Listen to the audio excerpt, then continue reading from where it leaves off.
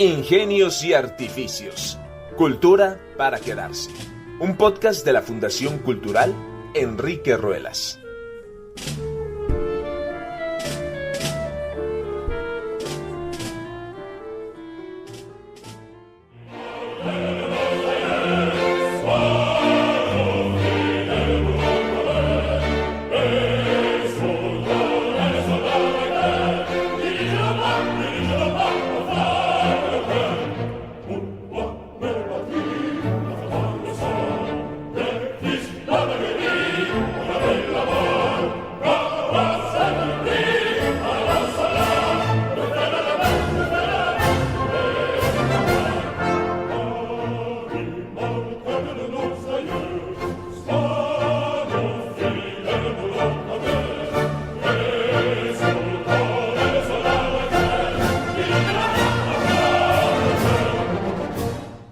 Hola a todos, yo soy Ángela Piedad. Bienvenidos a este capítulo del podcast Ingenios y Artificios. Acabamos de escuchar un fragmento de la ópera Fausto de Charles Gounod, acaso uno de los personajes más famosos de la literatura universal. Este 28 de agosto celebramos 275 años del nacimiento de Wolfgang von Goethe, el gran poeta de la lengua alemana, una suerte de patriarca de las letras un poco problemático, pero que de ningún modo ha podido ser destronado. A propósito de la efeméride, gloriosa para las artes del espíritu, este podcast está dedicado a su obra cumbre, Fausto. Escrita en dos partes, con 50 años entre una y otra, es el claro ejemplo de la obra de una vida. O dicho de otro modo, Goethe nació y vivió para escribir esa obra. Para hablar sobre el sabio de Weimar, acudí al exconvento de Valenciana en Guanajuato, donde hoy es la Escuela de Letras, para hablar con alguien que conoce la literatura germánica hasta sus profundidades más tenebrosas. Se trata del doctor Andreas Kurz. Es crítico de literatura, escritor y catedrático de la Universidad de Guanajuato. Me recibió en la cafetería, y entre el viento furioso que azota por todas partes y el bullicio cálido de los estudiantes, hablamos de ritos, de brujas, demonios y faustos.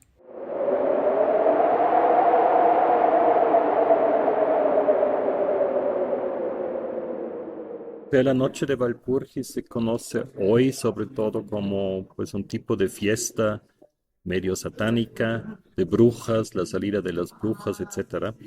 Pero en realidad su origen es bien diferente porque remite en realidad a la Santa Walpurga, que de bruja no tiene absolutamente nada, al contrario.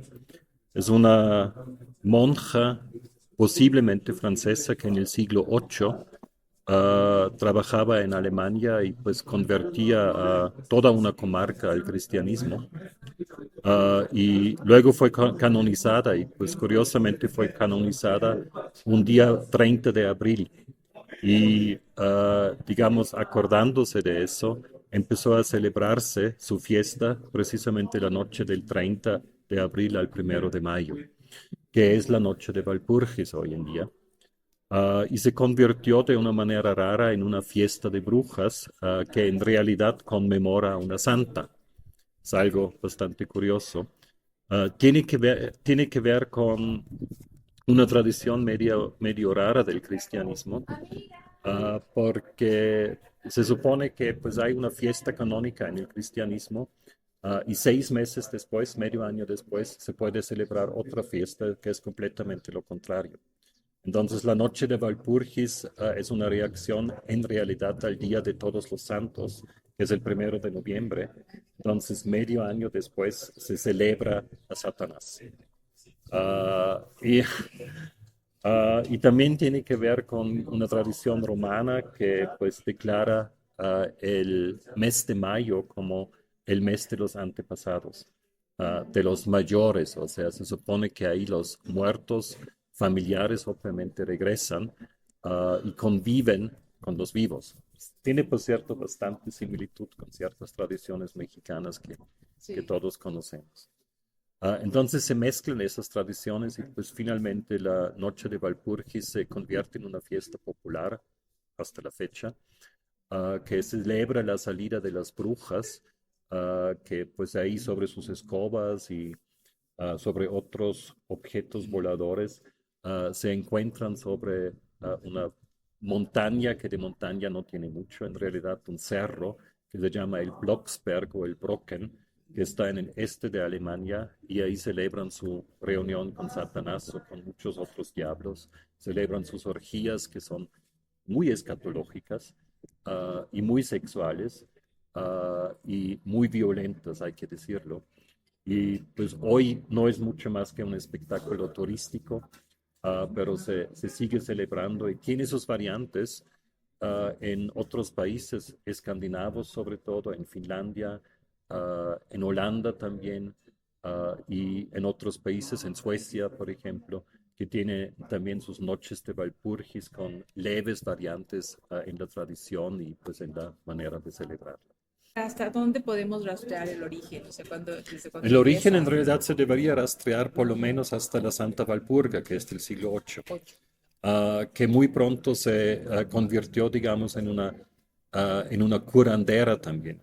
La canonizaron en el siglo IX, no mucho después, y la canonizaron precisamente un 30 de abril. Y entonces originalmente la fiesta conmemora a la curandera, a la médica de las almas, y no solo de las almas, sino también de los cuerpos. Y solo mezclándose con una tradición más bien romana, más bien pagana, digamos, esa fiesta que es eminentemente religiosa, finalmente se convierte en la fiesta vulgar, popular, que conocemos hoy en día y que se conocía ya en el siglo XIX y antes del siglo XIX. Digamos que la conversión en lo vulgar y en lo escatológico a lo largo de varios siglos, o sea, sí es un proceso muy lento. Y esta convivencia del imaginario, del encuentro con el diablo y pactos con el diablo, ¿es lo que da origen a la tradición fáustica o es un tópico completamente Es diferente? diferente el tópico, más bien el nexo entre la Noche de Walpurgis y el Fausto sí es una aportación de Goethe. Digamos que el mito o la leyenda de Fausto es medieval. Son orígenes orales, son orígenes populares que pues se basan en la figura mítica de un doctor Fausto, Faustus en alemán o latín, que era algo así como un curandero milagroso, medio mago, sobre el que se cuentan N cantidad de historias. La más importante es su pacto con el diablo, que le dio esas capacidades de curar.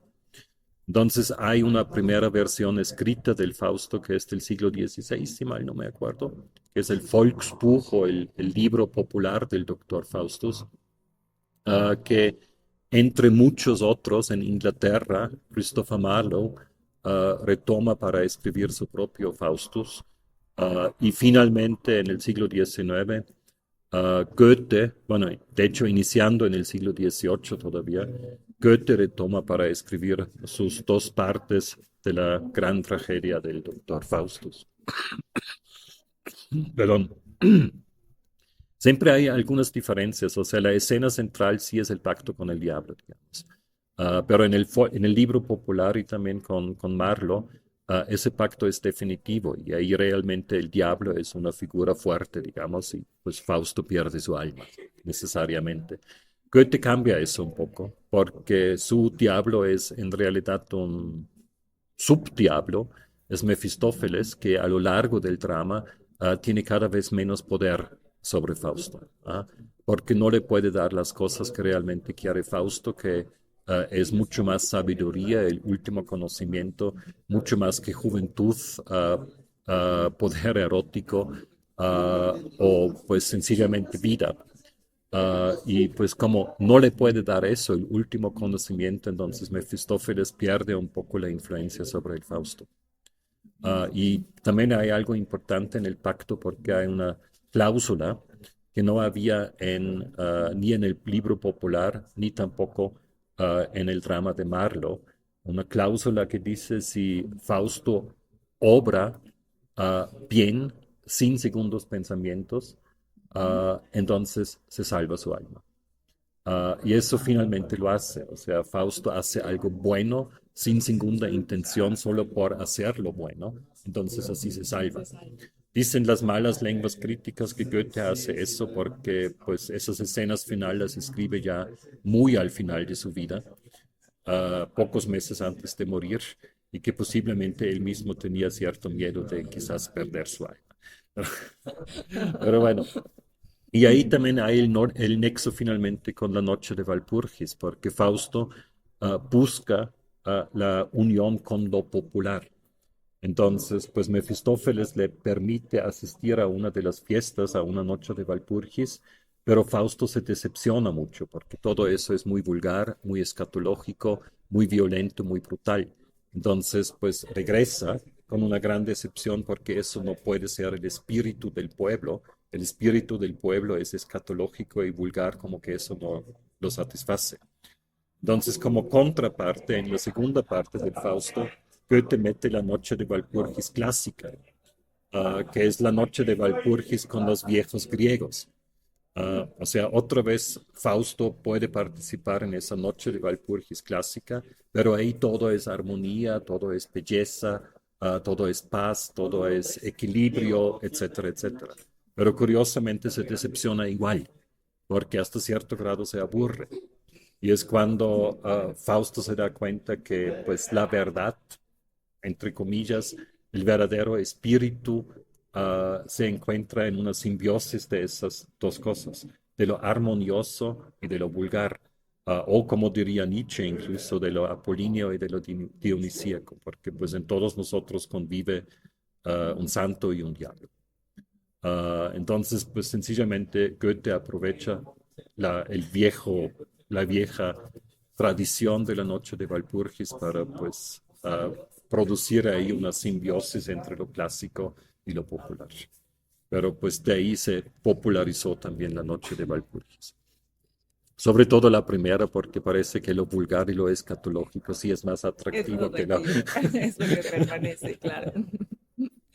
Bueno, Sí. Y da además pie a que continúe la tradición del Fausto, del sí, Fausto, sí. porque pues hasta el siglo XX se siguen escribiendo y reescribiendo los temas Una y otra fáusticos. vez, y creo que Ujú. pues quiero resaltar sobre todo una nueva versión del Fausto del siglo XX, que es la novela de Thomas Mann, que se llama El Doctor Faustus, precisamente, que pues ah, toma ese mito también para explicar, digamos, el surgimiento del fascismo y nacionalsocialismo en Alemania.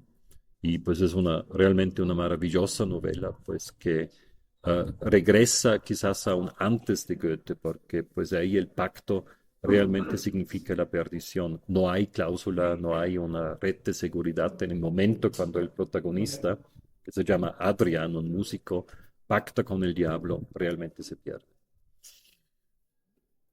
¿Y te parece que todos los otros temas que están alrededor del pacto con el diablo, la eterna juventud, pienso por ejemplo en el retrato de Dorian Gray Mm, o el monje de Luis, todas estas historias en las que hay siempre un pacto, hay una relación un poco diabólica o hay la búsqueda sí, y que terminan bien o terminan mal, casi siempre terminan mal, tienen su origen en el Fausto de Goethe. no sé si tienen su origen, pero que son figuras fáusticas, de eso estoy convencido. O sea, yo creo que el Dorian Gray, por ejemplo, es definitivamente una figura fáustica.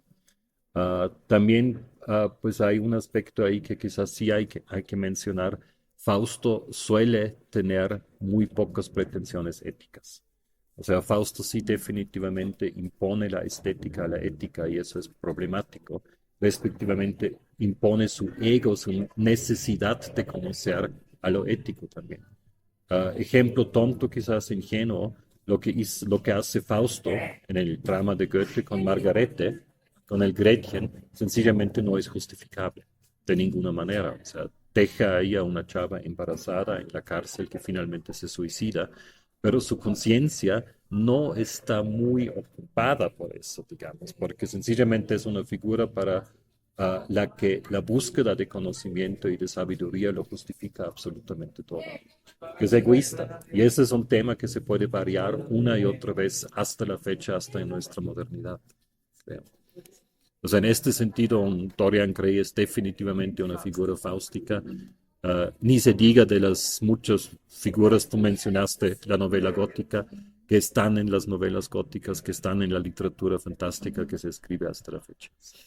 Incluso en México, Novo escribe Novo, sí, el tercer Fausto, que exacto, también es una variación loquísima, exacto, pero sí. es un tema Y infinito. no todos necesariamente tienen que ver con Goethe, Con Goethe. pero sí, obviamente Goethe sí canalizó en buena medida la recepción del Fausto. Estupendo. Entonces significa que seguirá, es un tema que seguirá hasta el infinito. Allá, Siempre estamos buscando deseando. conocimientos y verdades, aunque sabemos que nunca vamos a saber ni conocer, pero pues estamos buscando. Sí, entonces Fausto es una síntesis de un aspecto o varios aspectos del alma humana. Yo creo que sí, yo creo que sí. Creo que de hecho se comete un poco el error de relacionarlo demasiado con lo alemán, con lo germánico, porque realmente es una figura universal, universal, universal.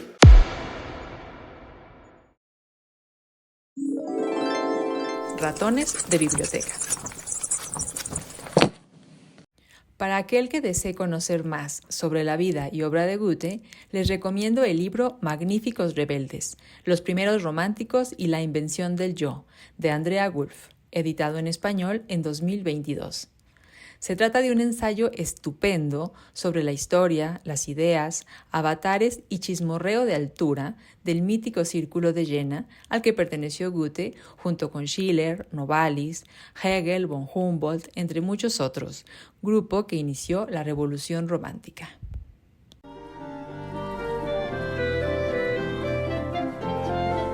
Acabas de escuchar Ingenios y Artificios, Cultura para Quedarse, un podcast de la Fundación Cultural Enrique Ruelas. Concepto y guiones, Ángela Piedad. Voces, Ángela Piedad y Tadzio Neumann. Edición de audio, Maricruz López Martínez y Jonathan Emanuel Méndez González. Música original, Adalberto Tovar. Difusión, Claudia Janet Camargo Gómez.